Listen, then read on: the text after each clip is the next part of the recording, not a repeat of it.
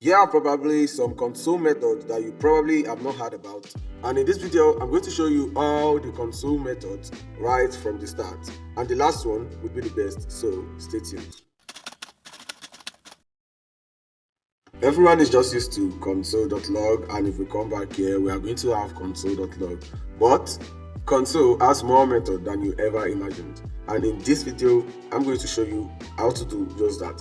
The first type of method we are going to talk about is the console.1.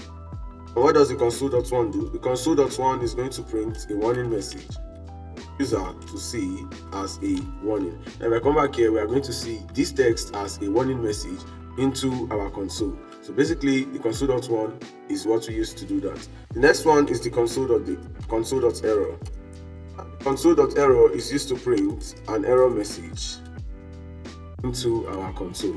Now, if I come back here, we are going to see this error message into our console. Now, the next one we are going to talk about is what we call the console.group.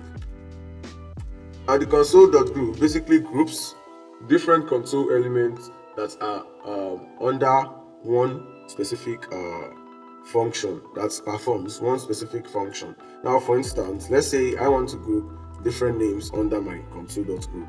I'm just going to come here and say console.group names, and after that I'm going to name different names of my choice, like John, like Amanda,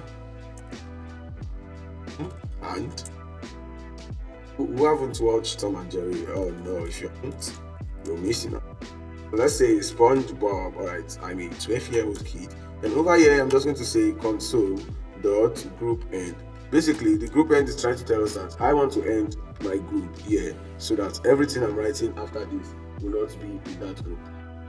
Now, if we come back here to our browser, we are going to see that all these elements are being grouped under the name element. Now, if you don't want your element to be collapsed, all you just need to do is come here and say console.group collapsed, and that is going to stop your element from automatically collapsing. Now, the last one I'm going to talk about is the console.table. Now, basically, everyone is used to printing array with the for each or something like that. But over here, we have the console.table that's going to help you print your array in a tabular form. So over here, I'm just going to say my array. Let's say I need an array of cars and I want to print different cars. I'm just going to come here and say I want to print the G-Wagons. I want to print the Toyota. I want to print the Camry. Guys, let's say sorry. Okay, so let's say I also want the Lexus, like a leg. Alright, and also I want the alright, now if I want to print all this inside my console, instead of me just using the boring way by saying console.log my array, that is just going to print something like this. Oh, so awful.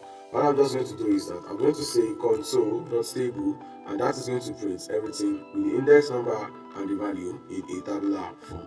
And under here, we are also going to see the same thing. So here are probably the console attributes that you have not heard about.